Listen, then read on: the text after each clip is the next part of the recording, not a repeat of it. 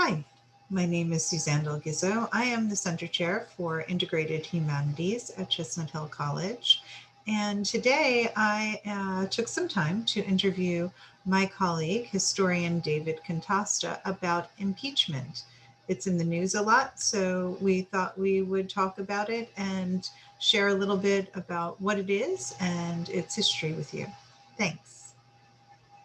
I'm David Contosta. I'm a professor of history at Chestnut Hill College, and I've long taught courses on the American presidency. Okay, great. And David is here today to talk to us a little bit about the impeachment process. So kind of an impeachment 101. So Yes. David, what is impeachment and what is its purpose? It was a practice that came from England.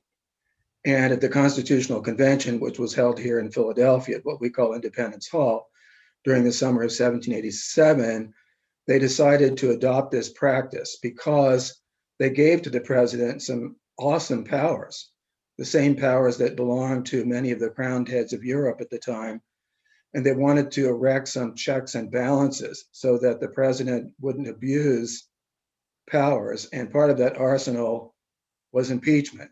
That is, a president could be impeached for various offenses. And I might add that other high officials can be impeached too. That's clear in the Constitution, such as judges, members of the cabinet, and other high-ranking persons.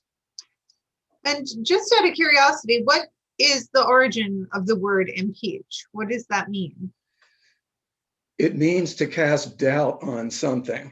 In trials, often attorneys will try to impeach the witness, that is, cast doubt on what the witness is saying. Or sometimes we say he or she is trying to impeach someone's character, that is, to cast doubt on the person. So it's an interesting term that we use in various ways.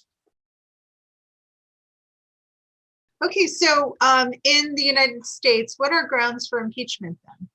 Well, according to the Constitution, the grounds for impeachment are treason, bribery, or other high crimes and misdemeanors. And I've often been curious about the term misdemeanor. It literally would mean misbehavior because someone's demeanor is his or her behavior. And a high misdemeanor would be serious misbehavior. And it's often been seen as abuse of power. It's interesting that Alexander Hamilton, who was one of the delegates after the convention, said that an impeachable offense was an action that hurt the entire society, which I find rather interesting. What is the process for impeaching and removing a president then? The president is actually impeached in the House, and a lot of people misunderstand this. They think that impeachment means removal. The impeachment process in the House of Representatives is like indictment before a grand jury. That is, they decide whether or not to bind the president or the other official over to the Senate for a trial, and it only requires a majority vote in the House. A trial then is heard in the Senate, and conviction has to be by 2/3, and that was purposeful so that this power would not be abused, so that presidents wouldn't be removed for light and transient causes. Great, thank you so much. So if a president is impeached or convicted of impeachment charges, can they hold office again? And can they be removed from office? Well, if they are removed through a 2/3 vote in the Senate, then there's a separate vote, and it only has to be by a majority to decide whether the person could run for office again. And the reason that was put in the Constitution is because the framers, that's what we call the delegates, thought it would be ridiculous to remove a person if he or she in the future, could simply run for the presidency again and then get back into power and do the same things all over again. So that makes a great deal of sense. Great. And so do you have to be removed from the office before the vote not to hold office again? Yes, you have to be removed by the 2/3 vote in the Senate, and then there's a separate vote. It only has to be by a majority to declare that the person cannot run for federal office again. Okay, great. Thank you. So, David, if impeachment is a trial, is it a trial in the way that we typically understand trials? No, it's not. And they're not being tried for crimes against statutes, and they're not going to be sentenced to jail as a result of being found guilty in the Senate. In fact, that's very clear in the Constitution. It says that the only penalty is expulsion from office and then perhaps not being able to run again. But there's no criminal penalty. They're not going to be fined. They're not going to be jailed or anything like that. So in that sense, it's different from a regular criminal trial. And although there are witnesses in the Senate when there's a trial for impeachment, they're not cross-examined. The other lawyers don't try to catch them out on lies of one kind or another. They can respond to the evidence and criticize the evidence and try to undermine the evidence. And in some ways, the bar isn't as high as in a criminal trial. It's not beyond any reasonable doubt. It's essentially what the senators say. It's essentially what the senators decide, and 2/3 of them can decide that the person is convicted, and that's a very high requirement, and it usually doesn't happen. Have any presidents ever been impeached? Yes, in 1868, Andrew Johnson was impeached by the House, but he was not convicted in the Senate. In 1974, Richard Nixon assuredly would have been impeached by the House and convicted by the Senate. In fact, members of his own party went to the White House and told him that was going to happen and urged him to resign, and he did so.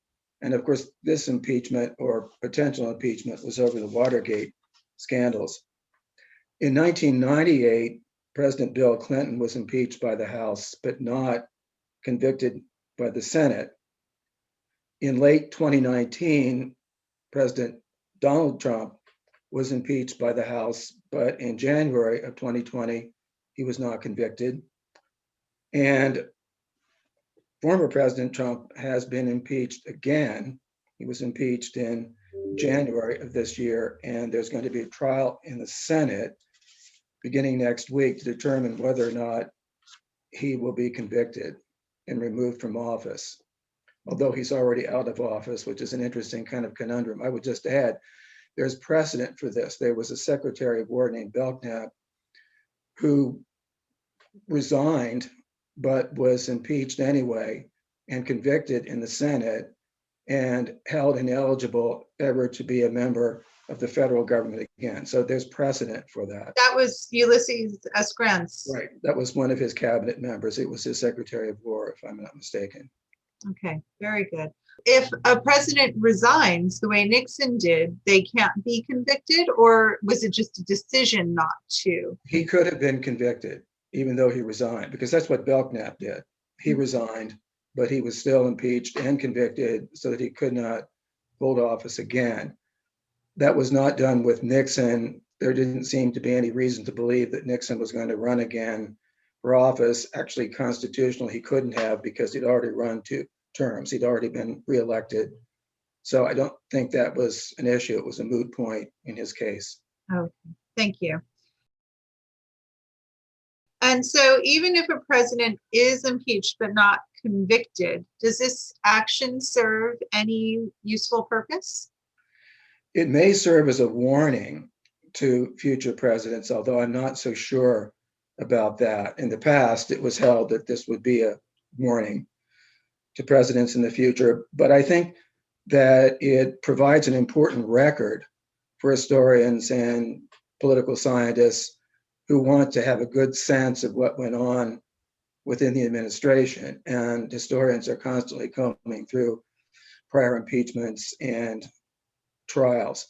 I think it also is a mark against any president who is impeached. It's one of the first things that would appear in a former president's obituary. It would be in all the biographies about that individual or histories of that individual's administration. So even if the person isn't convicted, it's not something that anybody should want to happen. Great. Thank you so much. Really appreciate this. And I guess this question is, I know the answer based on the things that you've already said, but nobody has ever been impeached twice before, have they? No, and no one has either been convicted. And that is because of something else Alexander Hamilton had to say shortly after the convention. He was afraid that no one would be convicted because members of the president's own party would refuse to convict no matter what the evidence was.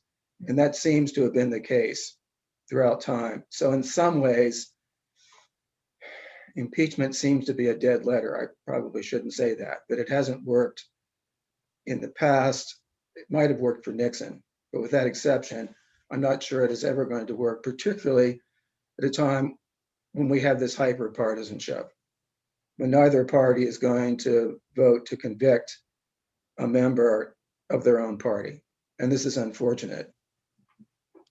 Well, great. Thank you so much for your time today, David. You're very welcome.